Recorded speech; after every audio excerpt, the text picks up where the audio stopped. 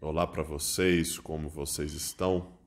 Vamos dar início mais uma vez ao nosso curso e neste capítulo nós vamos falar sobre o dilema do construtor. Antes, gostaria de apresentar alguns livros meus e dentre eles o que eu vou apresentar agora é A Paciência de Deus, um livro onde eu discuto o argumento da virtude, que é um dos argumentos que eu desenvolvi sobre a existência de Deus.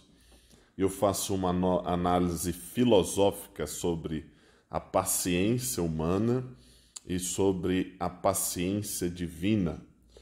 É um livro que eu recomendo também a leitura. Ele vem depois de O Paradoxo da Realidade. Agora, o que seria o dilema do construtor? O dilema do construtor é um dilema que eu escrevo no livro Dos Males Eu Sou o Pior. A história é assim. Um construtor anda pela cidade e olha para os prédios e para cima e diz: construirei o prédio mais alto que existe.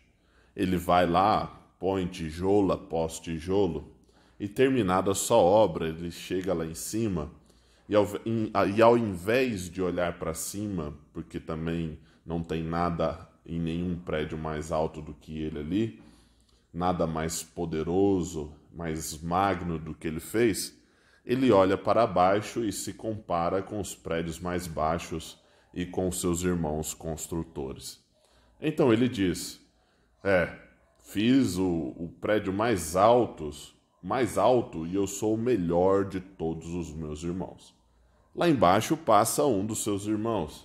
Olha para o prédio dele, então também diz para si mesmo: construirei o prédio mais alto que todos, maior do que este. Ele vai e tijolo após tijolo até construir um prédio mais alto. Chegando lá em cima, ele não olha para cima, pois não tem com quem se comparar. Olha para baixo novamente e ali a história se repete. Quem é o construtor sábio que vai olhar para cima e ver a grandeza da criação, ao invés de olhar para baixo e comparar-se com os seus irmãos? Quem é esse construtor que percebe a ninharia das suas obras e sua pequenez? Essa parábola retrata muito bem sobre aquilo que corrói e traz tanta infelicidade ao homem, que é a comparação. Na sociedade contemporânea, tudo nas redes sociais e às vezes na vida também é baseado na comparação.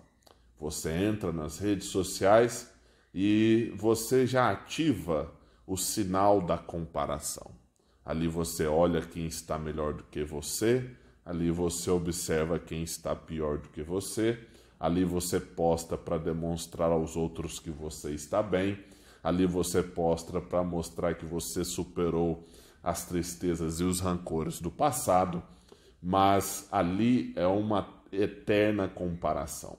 Interessante sobre as redes sociais é que apesar das pessoas se compararem nela e às vezes se entristecerem por não terem o que a outra pessoa tem, o interessante é que elas não mostram a verdadeira face das pessoas ali. Então, muitas vezes, aquilo que é mostrado e que a gente compara com as outras pessoas não significa que realmente seja assim. Uma frase de Montesquieu muito importante diz que seríamos felizes se nós não quiséssemos nos comparar com os outros.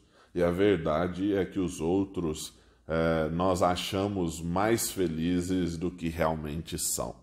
A comparação, por isso, ela é como uma espada de dois gumes, pois você trabalha arduamente para ter o que o outro tem, ou ter mais que o outro tem, mas ao mesmo tempo, enquanto você não tem aquilo, aquilo te corrói, aquilo te domina, aquilo te entristece, e isso é como um tapa na cara todos os dias, e uma dose de infelicidade.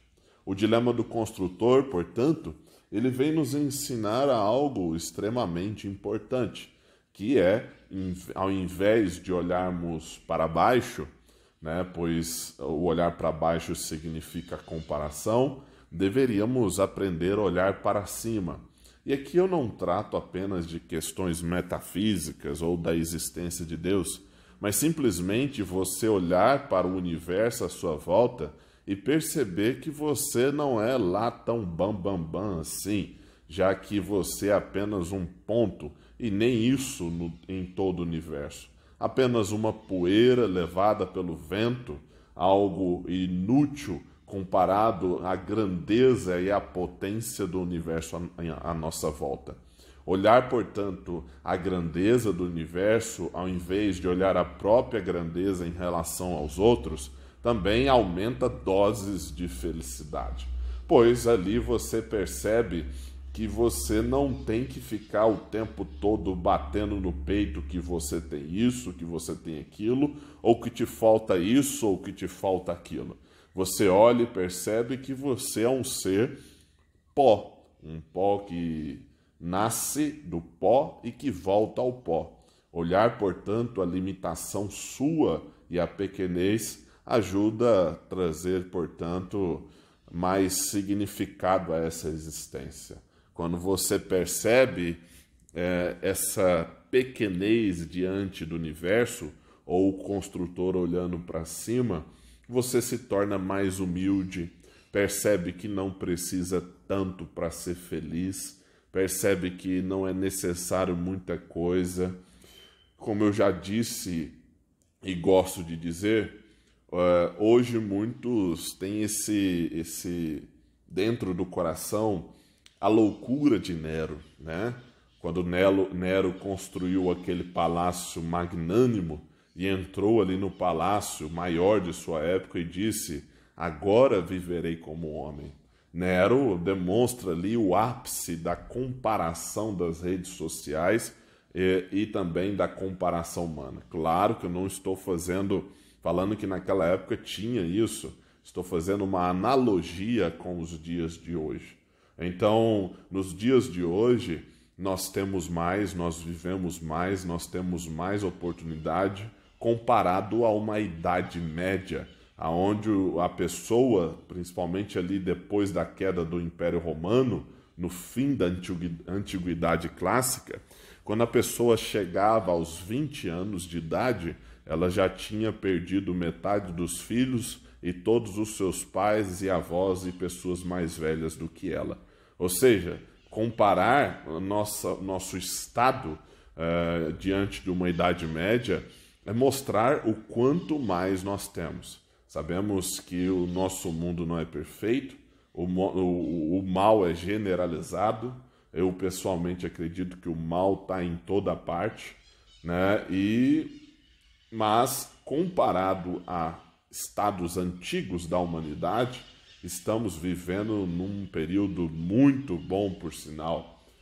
Não sei quanto ao futuro, não sei o que há de ser, mas sei que agora temos mais oportunidades. O interessante, entretanto, sobre essas oportunidades é que muitas vezes o excesso de oportunidades também infantilizam a pessoa, né? Tornam ela um adulto com mente de adolescente, alguém que não conseguiu evoluir, alguém que não conseguiu amadurecer, alguém que não conseguiu pensar.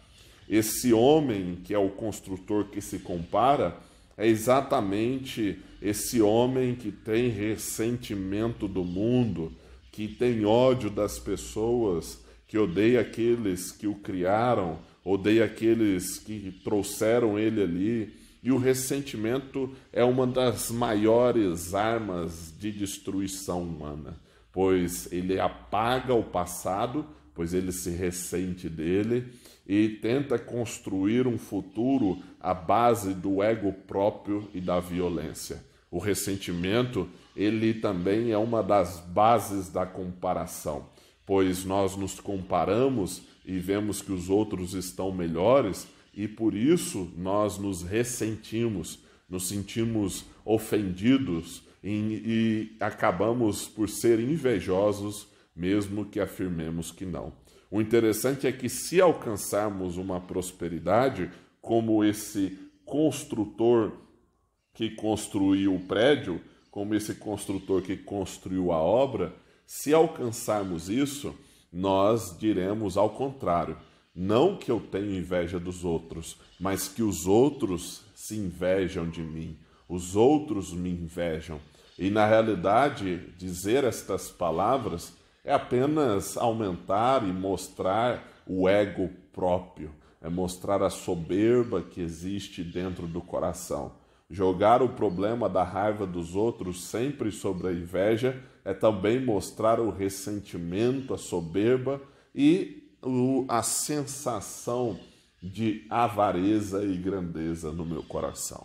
Será que podemos, portanto, ser esse construtor que para de olhar para a obra do irmão ou para de olhar para a obra do outro construtor e passa a ver a sua pequenez diante da realidade que o cerca, diante do mundo que está à volta dele, para então, através da humildade, perceber a própria ignorância e, através da própria percepção da ignorância, construir o que podemos chamar de sabedoria.